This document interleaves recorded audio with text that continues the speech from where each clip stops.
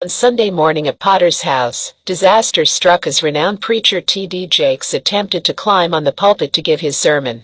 Jakes, who had recently been suspended and excommunicated from the church, had been warned by his followers not to show up at church that day.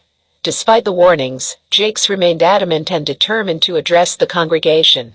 As Jakes made his way towards the pulpit, members of the congregation began to murmur and whisper amongst themselves.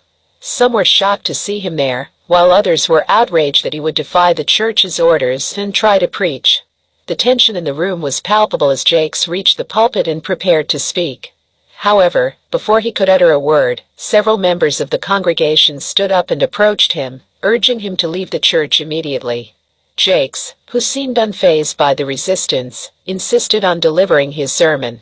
The situation quickly escalated as more and more people began to stand up and voice their opposition to his presence. Realizing that the situation was spiraling out of control, the church leaders intervened and attempted to escort Jakes out of the building.